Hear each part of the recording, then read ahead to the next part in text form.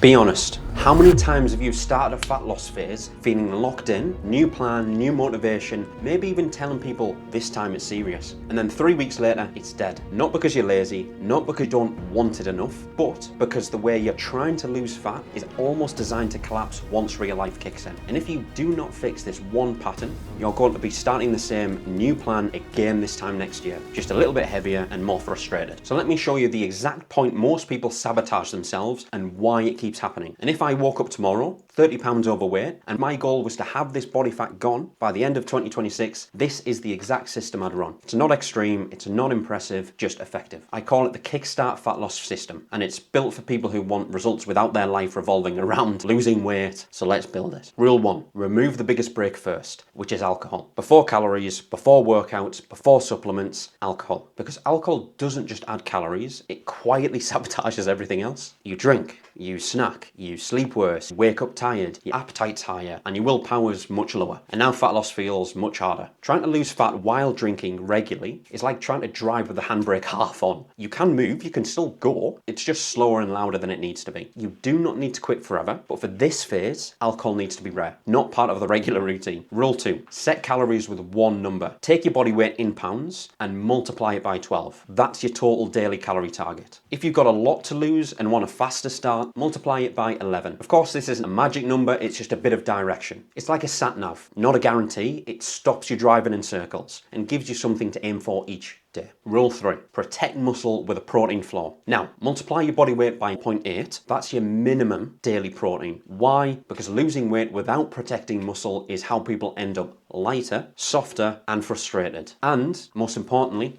with less muscle. Protein keeps you full and keeps your shape as the fat comes off. Think of it like scaffolding during a renovation. Without it, the structure just completely collapses. Now, back when I first started training around 13, 14 years ago, I thought that protein was the main thing. I thought I had to get 250, 300 grams in per day. Do not take it that far. This will lead to 1, a bad stomach, 2, unnecessary calories from protein, and 3, worrying about constantly trying to get it in throughout the day. As long as you hit 0.8 times your body weight, as we mentioned earlier, you are golden. Rule 4, only track 2 things: calories, protein. That's it. Trying to perfectly track all macros, so carbs, fats, and then even sugar and fiber and micronutrients is how people burn out by week 3. The amount of clients I've had over the years say they don't like tracking macros because it's too time consuming and it's hard to try and perfectly hit the protein, carbs, and fats ratio is not ideal. So instead of that, make it much easier for yourself. Just track calories and track protein just to make sure you're getting that in, as we said in the previous point. A good analogy is juggling 2 plates is manageable, juggling 8 is how everything hits the floor. Calories and protein first, everything else is secondary. Rule 5, train your hunger with a meal schedule. This really is where fat loss gets easier. So your last meal 3 to 5 hours before bed, that alone improves sleep, digestion, and morning appetite. Then eat your first meal within 1 to 2 hours of waking. 1 more meal in between. Now your hunger actually has a bit of structure. I had one client who came with me who insisted he had to be fasting. He wouldn't eat anything until around 1 to 2 p.m. in the afternoon, and he was someone who woke up at 6 a.m. and he kept saying that he was really hungry by the afternoon, ended up raiding the cupboards for snacks, for his main meals, and then he was still hungry after that too. But the reason he thought he had to fast was because he read online that it helped with fat loss. But what he was actually doing was creating a smaller window of eating. Yes, that was true, but he was actually overeating within that smaller window. And the reason for this is because he didn't have any structure to his eating throughout the day. So ideally, I recommend eating within the first couple of hours. Hunger without a schedule is like a smoke alarm with a dying battery. It just beeps all day for no reason, and it's really annoying. Rule 6, anchor your breakfast with protein. Aim for 40 grams of protein at breakfast ideally. This single habit stabilizes appetite, reduces evening cravings, improves energy, and just like my client, skipping breakfast works on paper. For stress busy people, it usually backfires. Rule 7, use water as a control tool. 500 milliliters in the morning. Drink mostly between meals. If portions are an issue, water before meals, water after meals. Not because water is magic like some people think, but because fullness is often misread as hunger. Quick pause. If you want a simple way to apply all of this without overthinking, click the link below for a free 7-day training program. Right, now we layer in the 2 things that actually accelerate fat loss. Rule 8, strength train 3 times per week. Full body sessions per week, 1 day rest between them. There's no fancy split, no punishment workouts. Just aim to get slightly stronger over time. I used to think that I had to weight train in the gym at least 5 times per week, otherwise I'd be losing muscle and losing gains. The reason I thought this was because everywhere online said that you had to train most days per week to actually see results. But what I found is I was getting drained, I was getting tired, and I was actually getting much more unmotivated to want to train. And it was just taking up too much time of my day. So what I did is I switched to 3 sessions per week, full body sessions. I was in and out the gym within 45 minutes to an hour max. This is like compound interest. It's unsexy, it's quiet, but ridiculously powerful over months. Rule 9, walk every day. As we know, 8 to 10k steps per day, I'm sure you've heard. And this is where most people lose fat without feeling like they're dieting all the time. If you just sit down most of the day like I'm doing now, steps are a non-negotiable. Think of steps as the silent fat loss multiplier. They don't feel dramatic, but they completely sway the outcome. Rule 10, make sleep part of the plan. As we know, poor sleep makes appetite louder and discipline weaker. So I tell all of my clients, cool room, a dark room, consistent bedtimes. For me personally, over the last few years, I've completely switched how I approach my wind down schedule. 4 or 5 years ago, I was someone who didn't really have any schedule. I'd maybe get to sleep at around midnight and I'd be up at like 6 or half 6 for clients. I ended up feeling tired, a little bit burned out and really unmotivated in the morning. Now, maybe it's with help from my wife, we have a wind down routine which starts after dinner at around 7 p.m. and we want to get to a point where we can reliably fall asleep at around 9:30 or latest 10 p.m. so we know we're getting 7 to 8 hours of sleep. And this has completely changed the game. Rule 11, track for feedback, not punishment. I recommend weighing regularly and look at the weekly average. Measure waist weekly, photos every couple of days or weeks, log workouts. Tracking isn't obsession, it's just information, it's just data. Back in 2014 to 2016, I tracked my calories every single day. And this gave me so much data and so much information to understand portion sizes and understand how much calories I was intaking. This doesn't mean that you need to track forever or even track every day for 2 years like I said. Even if you just do it for 2 weeks, eat normally and see what your dietary habits are currently like, then we can actually start to not track but still make progress. And by the way, I've got a completely free, no calorie tracking fat loss framework linked in the description. Refusing to track anything is like refusing to check your bank balance. Don't act surprised when things aren't improving. Rule 12, 30 seconds of daily journaling actually does make a difference. Don't get me wrong, I don't do it that often, but I have went through periods of doing it. So it's really simple, just write down what went well, what tripped you up, and what you'll do tomorrow. This creates awareness, the thing most people are missing. Rule 13, change how you talk about yourself. So I can't drink versus I don't drink. It's completely different. I mean, it's the same action, but it's a different identity. One feels like a struggle. You get all your mates asking, why are you not drinking for? Go on, just have another one. Whereas the other one makes you feel more in control of what you're doing. And fat loss sticks when behavior becomes your identity. Now, here's the part most people miss. Even if you run this system perfectly and you nail it, most people still fail at the next phase because losing 30 pounds of fat is one thing, keeping it off is the real problem. That's why in the next video, somewhere over here, I break down the exact reasons people regain fat after successful weight loss and how to prevent it. Watch that next, because this plan only works long term if you understand that piece. And if you want something daily and simple to keep this system running without it taking over your life, click the link in the description. I have a completely free challenge running to get your training locked in and get you on track.